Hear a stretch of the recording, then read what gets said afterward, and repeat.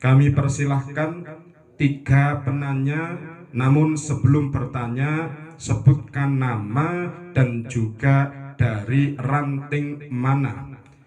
Monggo para sahabat untuk bisa bertanya kaitan dengan kajian pada malam hari ini yang membahas tentang perkara-perkara yang membatalkan puasa. Tanya Gus. Ya. Saya Hasan dari Ranting Ansor Kaibahan. Misal gini Gus, pada puasa ini minum obat pencegah haid agar maksimal menjalankan ibadah puasa selama bulan Ramadan. Boleh enggak? Di samping itu kan bisa melayani suami tiap malam kapanpun diperlukan. Ini pertanyaan yang sangat menggoda. Ada salah satu sahabat yang namanya Hasan, perwakilan dari Ranting Desa Kaibahan, bertanya tentang hukum meminum obat untuk bisa mencegah haid. Karena sudah kita maklumi bersama bahwasanya seorang perempuan itu memiliki siklus bulanan datang bulan. Maka kalau siklus bulanan itu terjadi bagi seorang perempuan, sudah barang tentu puasa tidak sampai 30 hari. Dalam artian pasti ada yang tidak dijalankan sebab haid.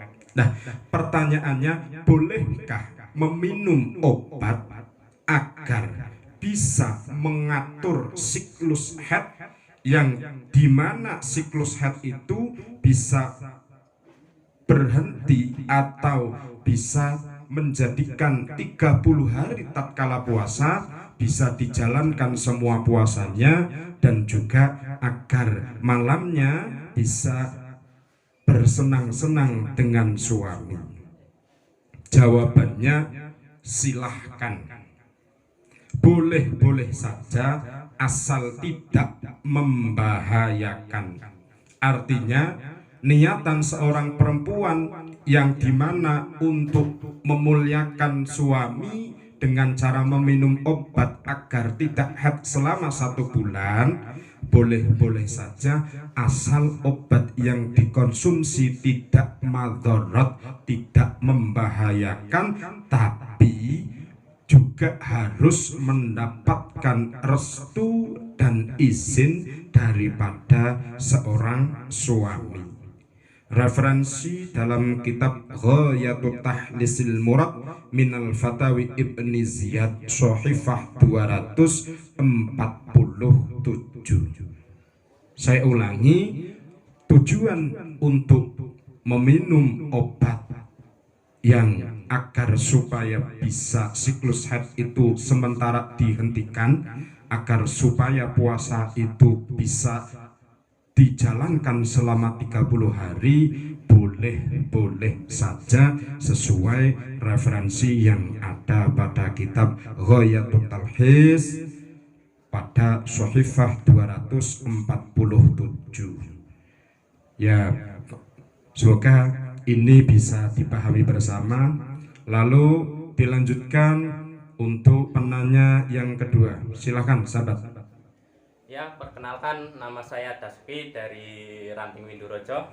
Saya mau bertanya, saya makan sahur terlalu banyak, akhirnya pas waktu puasa bersendawa. Cuma seperti orang muntah, ada makanan yang keluar dari perut. Itu ibarat batal nggak sih Gus? Katanya muntah dapat membatalkan puasa. Ya, jadi pertanyaan berikutnya datang dari sahabat Dasuki dari Ranting Ansor Desa Windurojo.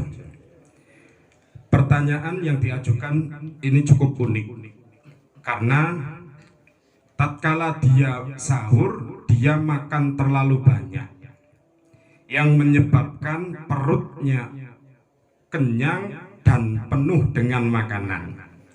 Masalah timbul tatkala perut kekenyangan, lalu kemudian di saat dia berpuasa terjadi cekuken, sendawa bahasane, penake cekuken. Seakan-akan tatkala dia cekuken itu ada sesuatu yang naik dari perut ke mulut. Bentuknya makanan yang sudah masuk ke mulut, yang masuk ke perut naik lagi ke mulut. Apakah hal ini bisa dikategorikan sesuatu yang membatalkan puasa? Saya menjawab sesuai dengan referensi kitab Hawasi As-Sarwani Sohifah 407 juz 2, itu tidak membatalkan puasa. Meskipun tidak membatalkan puasa karena memang di sini tidak ada unsur sengaja. Yang namanya cendawa atau cekuken itu adalah kondisi di mana perut atau lambung terlalu penuh sesak dengan makanan yang sehingga angin yang ada di dalam perut mendorong makanan keluar karena terlalu kenyang. Lah, ini tidak membatalkan puasa. Namun apabila ada makanan yang naik ke dalam mulut, maka segeralah untuk berkumur membersihkan sisa-sisa makanan yang ada di mulut. Karena dikhawatirkan kalau tidak dikumur, tidak dibersihkan, nanti akan tertelan atau menyebabkan sesuatu yang bisa menyebabkan batalnya puasa. Ya, demikian. Untuk pertanyaan selanjutnya kami lempar kepada penanya yang terakhir pada kesempatan malam hari ini. Silahkan sahabat memperkenalkan diri, dari ranting mana? Tanya sahabat, perkenalkan nama saya Muhammad Arifin, perwakilan dari Gerakan Pemuda Ansor Ranting Kesesi 2. Siap, oke, dari Kesesi, tuan rumah. Ya, kemarin saya ini Gus, habis sahur langsung ketiduran, mungkin karena kecapean. Tidak lupa tidak gosok gigi dan akhirnya menyisakan makanan yang terselip di sela-sela gigi dan membuat tidak nyaman. Nah, pertanyaannya Gus, gosok gigi sehabis sahur wajib enggak sih? Oh ya, Terima kasih. ini biasa terjadi tatkala semisal bangunnya terlalu siang, akhirnya makan terburu-buru, belum sempat udut, belum sempat rokokan, belum sempat sikat gigi, sudah sahur, sudah imsak. Pertanyaannya, gosok gigi sehabis sahur ini hukumnya wajib gak sih?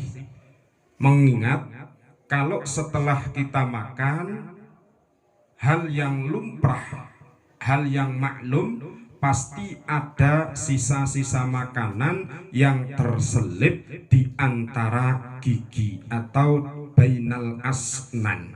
Lah, makanan yang terselip disebabkan karena lupa untuk menggosok gigi, ini kan khawatir nanti bisa tertelan atau bagaimana yang bisa membatalkan puasa. Lah, pertanyaannya, wajibkah menggosok gigi tatkala selesai sahur?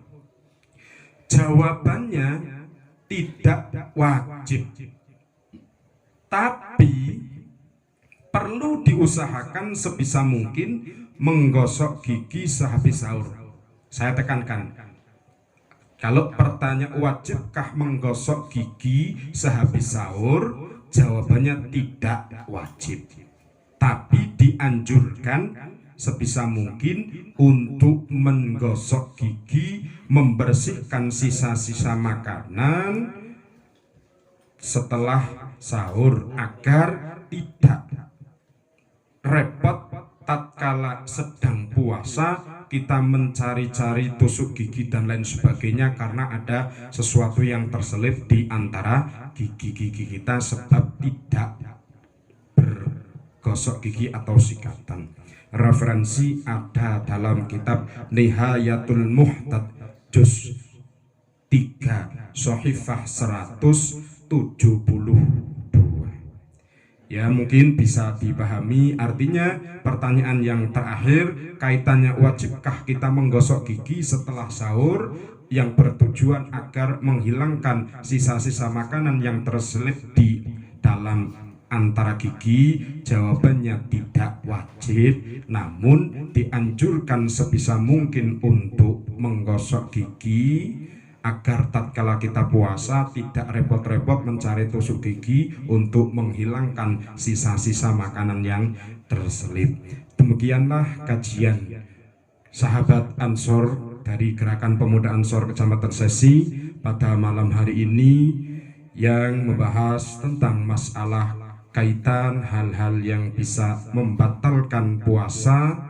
Maka dari itu kita perlu perhatikan dengan seksama dan benar-benar 10 perkara yang telah disebutkan mulai dari awal agar kita bisa menjaganya supaya puasa kita benar-benar puasa yang sempurna tanpa melakukan hal-hal yang bisa membatalkan puasa.